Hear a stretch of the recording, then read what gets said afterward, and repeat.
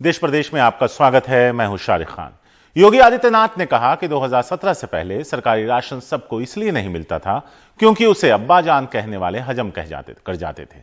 इससे पहले योगी ने अखिलेश यादव के लिए कहा था कि उनके अब्बा जान तो कहते थे कि अयोध्या में परिंदा भी पर नहीं मार पाएगा। 1991 में बीजेपी के लोग मुलायम सिंह को मौलाना मुलायम कहते थे। यूपी चुनाव में बीजेपी के खिलाफ सपा सबसे बड़ी पार्टी है। सवाल यह है कि क्या यह पोलराइजेशन के लिए समाजवादी पार्टी पर मुसलमानों की पार्टी का ठप्पा लगाने की कोशिश है? योगी के बयान पर तीखी प्रतिक्रियाएं भी हुई हैं।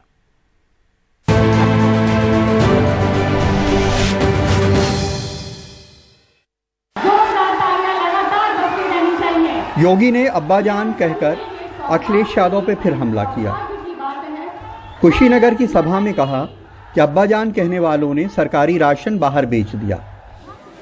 दरअसल यूपी में 2002 से 2010 के बीच खाद्यान्न घोटाला हुआ था। इसमें पीडीएस, अंत्योदय और मिड डे मील का अनाज खुले बाजार में बेचा गया। इस दौरान 2002 में बीजेपी बीएसपी की साझा सरकार, 2003 में मुलायम सिंह की सरकार और 2007 में मायावती की सरकार थी, लेकिन योगी ने इसे दूसरा रंग दे दिया। अब्बाजान कहने वाले राशन हजम कर जाते थे।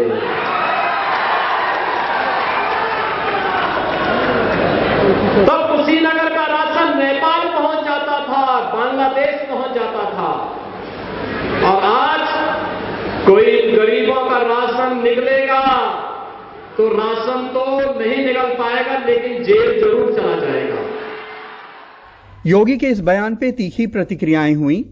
कश्मीर के पूर्व सीएम उमर अब्दुल्ला ने ट्वीट किया कि बीजेपी की मंशा हमेशा मुसलमानों के लिए जहर, नफरत और खुल्लम खुल्ला सांप्रदायिक एजेंडे पे चुनाव लड़ने की रही है।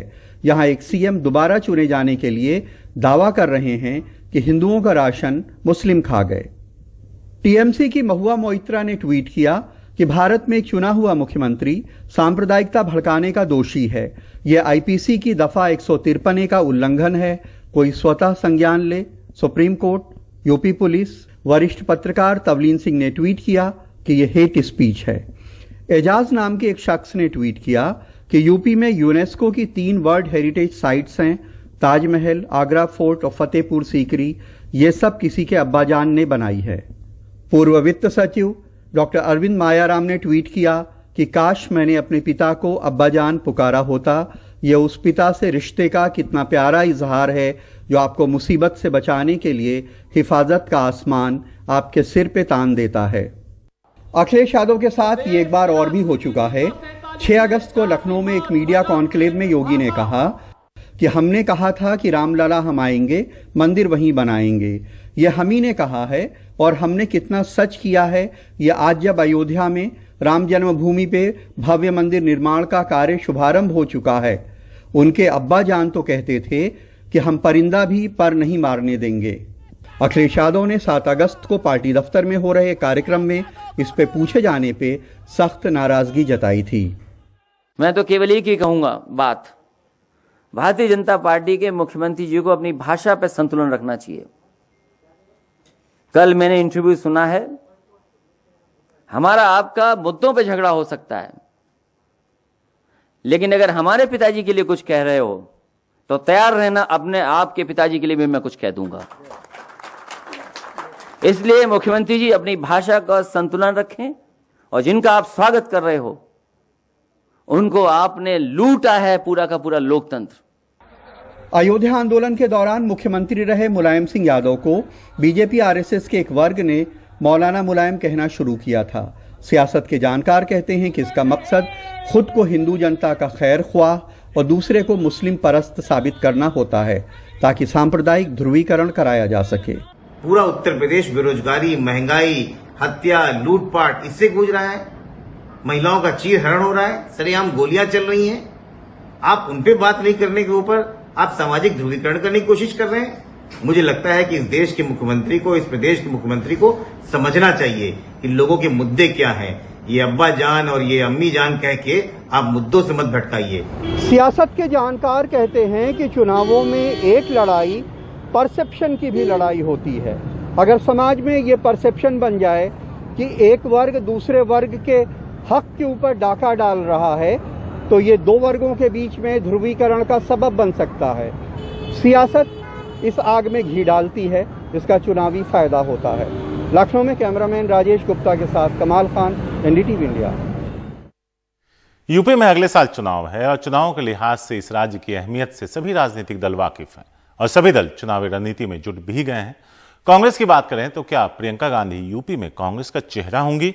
इस सवाल को हवा मिला कांग्रेस नेता सलमान खुर्शीद के बयान से। लखनऊ में प्रेस कॉन्फ्रेंस के दौरान उन्होंने गठबंधन से भी इनकार किया। क्या प्रियंका गांधी वाड्रा आने वाले यूपी चुनाव में कांग्रेस के सीएम पद के चेहरे के तौर पर मैदान में उतरेंगी? प्रियंका गांधी 3 दिनों के यूपी दौरे पर थीं और इसी दौरान ये सवाल उठा। पार्टी के वरिष्ठ नेता सलमान खुर्शीद ने इस सवाल को सिरे से खारिज नहीं किया। हम इस लड़ाई में उतरे हैं और इस चुनाव का सामना कर रहे हैं एक चेहरा लेकर, जो चेहरा माननीय प्रियंका गांधी का है। वो दिन रात काम कर रही हैं कि हम चुनाव में सफल हों और सशक्त रूप से चुनाव लड़ें। वही हमारा चेहरा है। उसके आगे मुख्यमंत्री का चेहरा या किसी और मंत्री का चेहरा, उस पर उचित समय पर वो घोषणा करना चाहेंगी तो वो घोषणा करेंगे। सलमान खुर्शीद ने किसी दल के साथ गठबंधन की संभावना से भी इनकार किया। गठबंधन दिल से होता है। अगर कोई दिल से आके जुड़ना चाहता है तो जुड़े, लेकिन गठबंधन जो है सिर्फ हिसाब किताब करके नहीं होता है। इसलिए अभी तक तो किसी ने दिल की बात कही नहीं है। तो जब दिल की बात हुई नहीं तो हमने दिल से जवाब नहीं दिया किसी को। समाजवादी पार्टी किसी बड़े दल के साथ गठबंधन की बात से इनकार कर चुकी है और बीएसपी भी किसी गठबंधन से मना कर चुकी है। हालांकि अंदर खाने एसपी और कांग्रेस के बीच गठबंधन की संभावना तलाशे जाने की बात भी चल रही है। लेकिन इस बीच प्रियंका गांधी अपनी तरफ से कोई कसर नहीं छोड़ना चाहती। वे यूपी के दौरे कर अपने कार्यकर्ताओं को खड़ा करने और संगठन में जान फूंकने की कोशिश में जुटी हैं।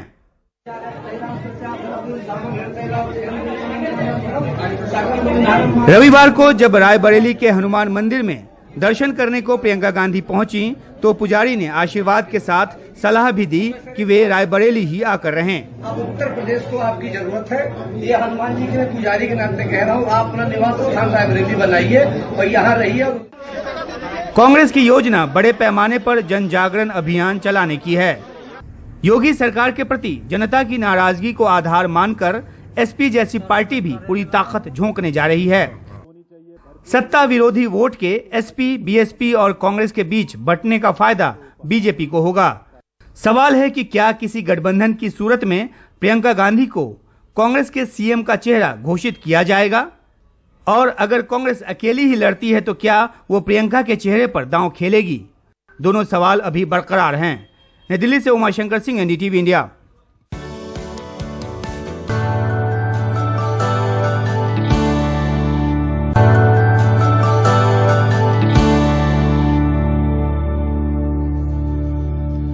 तो आज प्रधानमंत्री नरेंद्र मोदी अलीगढ़ के दौरे पर हैं। यहां पीएम करीब 100 एकड़ में बन रही राजा महेंद्र प्रताप सिंह यूनिवर्सिटी की आधारशिला रखेंगे। महेंद्र प्रताप सिंह एक जाट राजा थे।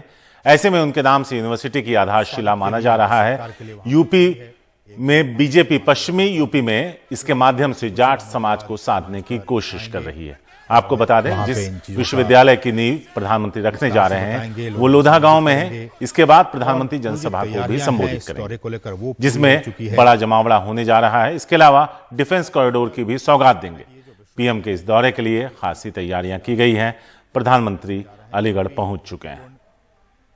और महान स्वतंत्रता सेनानी, शिक्षाविद, सामाजिक सुधारक राजा महेंद्र प्रताप सिंह जी के सम्मान में इस विश्वविद्यालय की स्थापना आज होने जा रही है। आधारशिला इसकी आज प्रधानमंत्री रखेंगे। विश्वविद्यालय की स्थापना अलीगढ़ की, ये जो है आप देख सकते हैं इस मानचित्र के जरिए, कोल तहसील के गांव लोधा और गांव मुसेपुर करीम जरौली में कुल 52 एकड़ से अधिक रकबे की जमीन पर की जाएगी। हालांकि ये जो नोट्स है वो रक्षा औद्योगिक गलियारे से संबंधित है कि जिस तरह से उत्तर प्रदेश के खासकर अलीगढ़ से अलीगढ़ नोट्स को लेकर जो बात की जा रही है उस गलियारे को लेकर हम ये बात कर रहे हैं।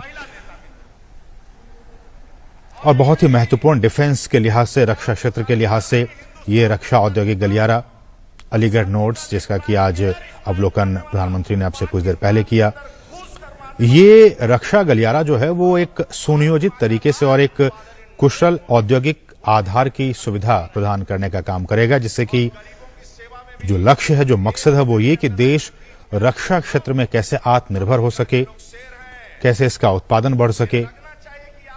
और ये वो विश्वविद्यालय राजा महेंद्र प्रताप सिंह विश्वविद्यालय, जिसका प्रोटोटाइप आप इस वक्त आप देख सकते हैं।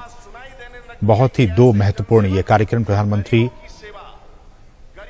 इन दोनों ही मॉडलों का, एक तो राजा महेंद्र प्रताप सिंह यूनिवर्सिटी के इस प्रोटोटाइप का, मॉडल का, और साथ ही साथ जो रक्षा औद्योगिक गलियारे का जो अलीगढ़ नोट्स है उसका उन्होंने अवलोकन किया। और अब चूंकि अलीगढ़ हम जानते हैं कि अपने ताले के लिए काफी देश और विदेश में मशहूर है, तो ये अलीगढ़ के लॉक्स आप देख सकते हैं। प्रधानमंत्री उन लॉक्स का अवलोकन करते हुए, हमारे सहयोगी सुधाकर दास इस वक्त वहां से सीधे जुड़े हुए हैं। सुधाकर, हम ये देख पा रहे हैं कि लगातार प्रधानमंत्री वहां पे चीजों का अवलोकन कर रहे हैं। कुछ देर पहले जो राजा महेंद्र प्रताप सिंह यूनिवर्सिटी है उसके उस मॉडल का अवलोकन किया, उसके बाद अलीगढ़ नोट्स जो रक्षा गलियारे का उसका अवलोकन किया। कैसे देखा जाए अलीगढ़ के लिहाज से आज का ये दिन? तो आप प्रधानमंत्री को देख पा रहे हैं, वहां बड़ी तादाद में लोग उन्हें सुनने के लिए भी मौजूद हैं, अच्छी खासी भीड़ है। यहां प्रधानमंत्री 100 एकड़ में बन रही राजा महेंद्र प्रताप सिंह की यूनिवर्सिटी का आधारशिला रखेंगे। अगले साल चुनाव है। महेंद्र प्रताप सिंह एक जाट राजा थे, ऐसे में पश्चिमी यूपी में जाट समाज को साधने की भी कोशिश के तौर पर इसको देखा जा रहा है। जिस विश्वविद्यालय की नींव प्रधानमंत्री रखने जा रहे हैं वो लोधा गांव में है। इसके बाद जनसभा को भी संबोधित करेंगे, जहां बड़ी तादाद में लोग मौजूद हैं। कोविड प्रोटोकॉल का बहुत ज्यादा पालन होता है, प्रशासन करवाने में लगता है कामयाब नहीं रहा है। एक दूसरे से लोग सटकर बैठे हैं, किसी के चेहरे पर मास्क है तो ज्यादातर के चेहरे पर मास्क नदारत है। प्रधानमंत्री मंच पर मौजूद हैं, अब यहां पर वो एक जनसभा को भी संबोधित करने वाले हैं। डिफेंस कॉरिडोर की भी सौगात दी जा रही है। तो एक तरीके से अगर देखें तो यूपी में चुनावों को लेकर जो सरगर्मी है वो तेज हो रही है, कई तरह के कार्यक्रम किए जा रहे हैं। उसी सिलसिले में राजा महेंद्र प्रताप सिंह यूनिवर्सिटी की भी आधारशिला रखी जा रही है, जो तस्वीरें हम आपको सीधे अलीगढ़ से दिखा रहे हैं। अलीगढ़ के लिए ये ऐतिहासिक दिन है। देश के अमृत महोत्सव के इस काल में जब समय है उन क्रांतिवीरों के नमन का, जिन्हें इतिहास ने वो स्थान नहीं दिया जो उन्हें मिलना चाहिए था, और उन्हीं क्रांतिवीरों में से एक थे राजा महेंद्र प्रताप सिंह, जिनकी पुण्य स्मृति में राजा महेंद्र प्रताप सिंह राज्य विश्वविद्यालय के निर्माण का शिलान्यास समारोह आज यहाँ आयोजित हो रहा है। माननीय प्रधानमंत्री के चरणों में प्रणाम समर्पित करते हुए हम उनका स्वागत करते हैं। अपनी तालियों के प्रणाम आप मंच तक पहुंचाएं। सबसे पहले मैं माननीय मुख्यमंत्री जी से अनुरोध करूंगी कि हम सब की ओर से माननीय प्रधानमंत्री जी को अंग वस्त्र भेंट कर उनका स्वागत करें, और आप सब अपनी तालियों के पुष्पों से माननीय प्रधानमंत्री जी का स्वागत करेंगे, अभिनंदन करेंगे। साथ ही मैं माननीय मुख्यमंत्री जी से अनुरोध करूंगी कि वो हम सब की ओर से माननीय प्रधानमंत्री जी को स्मृति चिन्ह प्रदान करें। राधे राधे, भारत माता की जय। बहुत बहुत धन्यवाद माननीय मुख्यमंत्री जी, बहुत बहुत धन्यवाद माननीय आपका। माननीय प्रधानमंत्री जी का हृदय से तो मंच पर प्रधानमंत्री का स्वागत राज्य के मुख्यमंत्री ने किया। तो मंच पर प्रधानमंत्री मौजूद हैं, बड़ी तादाद में लोग उन्हें सुनने के लिए वहां मौजूद हैं। ऐसे में इस बात पर भी नजर रहेगी कि प्रधानमंत्री किस तरह से वहां पर अपनी बात रखते हैं। अगले साल चुनाव है। राजा महेंद्र प्रताप सिंह एक जाट राजा थे, और ऐसे में पश्चिमी उत्तर प्रदेश, जहां किसानों का आंदोलन अपने उफान पर है और जाटों का वोट खासा मायने रखता है इस पूरे क्षेत्र में। पिछली बार काफी अच्छा प्रदर्शन किया था बीजेपी ने, लेकिन इस बार किसानों के आंदोलन को देखते हुए, उनके महापंचायतों को देखते हुए बीजेपी अब अपनी रणनीति थोड़ी बदलती नजर आ रही है। बड़ी तादाद में लोग वहां मौजूद हैं। प्रशासन हमेशा दावा करता है कि कोविड प्रोटोकॉल का पालन किया जाएगा। तीसरे वेव का खतरा भी सर पर मंडराता नजर आ रहा है, लेकिन लोग एक दूसरे से चिपक कर बिना मास्क के प्रधानमंत्री को सुनने के लिए वहां बैठे हैं। लोकप्रिय राजनेता, भारतीय राजनीति के दिग्दर्शक, राष्ट्रपुरुष, उत्तर प्रदेश के सांसद, हमारे प्रधानमंत्री श्रद्धेय श्री नरेंद्र मोदी जी, हमारे उत्तर प्रदेश की श्री राज्यपाल श्रद्धेय श्रीमती आनंदीबेन पटेल जी। तो प्रधानमंत्री जब बोलना शुरू करेंगे तो हम आपको फिर लेकर आएंगे इस कार्यक्रम में। फिलहाल आगे बढ़ते हैं।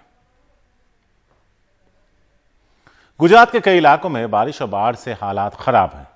एक के बाद एक जो तस्वीरें सामने आ रही हैं वो बता रही हैं कि कई जगहों पर स्थिति बेकाबू है। जूनागढ़ की तस्वीर आपको दिखाते हैं, जहां आसपास नदियां उफान पर हैं और एक कार को पानी में से निकाला जा रहा है। कार से कूदकर एक व्यक्ति ने पानी में तैरते हुए अपनी जान बचाई, जिसे आप साफ तौर पर देख सकते हैं। यह कहा जा सकता है कि समय रहते इन्हें मदद मिल गई, नहीं तो बड़ा नुकसान उनकी जान का हो सकता था। स्थिति की भयावहता का अंदाजा इस बात से लगाया जा सकता है कि जूनागढ़, पोरबंदर और गिर सोमनाथ से जुड़ने वाले सभी नेशनल हाईवे और स्टेट हाईवे बंद हैं। यहां फसलों को भी खासा नुकसान हुआ है।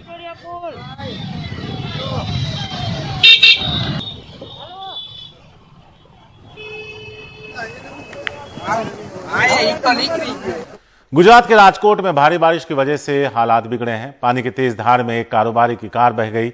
कार में सवार कारोबारी और उनका ड्राइवर लापता है, जिसका अब तक कुछ भी पता नहीं चल पाया है। लोगों के घर डूब गए हैं, उन्हें वहां से निकालने की कोशिश की जा रही है। इन तस्वीरों में आप देख सकते हैं बुजुर्गों के लिए खासी परेशानी, कमर तक पानी में उन्हें वहां से निकालने की कोशिश की जा रही है। वहीं दूसरी तरफ स्क्रीन पर बाईं तरफ अगर आप देखें तो वो कार जिसमें कारोबारी और ड्राइवर सवार थे नदी में बहती नजर आई, लेकिन उन दोनों का अभी तक कुछ पता नहीं चल पाया है। लोगों को स्ट्रेचर पर, जो बुजुर्ग लोग हैं जो निकल नहीं सकते, उन्हें स्ट्रेचर के जरिए निकाला जा रहा है। गाड़ियां पानी में चलती हुई और संघर्ष करती हुई नजर आ रही है। गुजरात के जामनगर जिले में जमकर पानी बरस रहा है। यहां के कई इलाकों में कल कुछ घंटों के अंदर 4 से 14 इंच तक बारिश हुई। जामनगर तहसील में बने बांध के सभी 17 गेट खोलने पड़े। विक्टोरिया ब्रिज के नीचे के इलाके में कुछ ट्रक तक डूब गए। दर्जनों गांव में पानी भर गया है।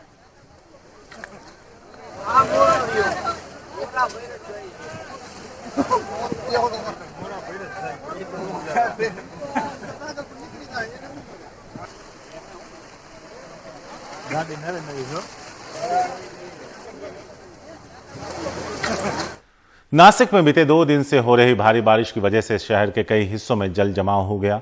बारिश की वजह से गोदावरी नदी का जलस्तर बढ़ा है और नासिक के मंदिरों में जल भराव हुआ है। त्रिभंकेश्वर शिवा मंदिर के करीब भी सड़कों पर जल जमाव होने से लोगों को दिक्कत का सामना करना पड़ा है। इसके साथ शहर के कई जगह ऐसे हैं जहां हालात खराब है।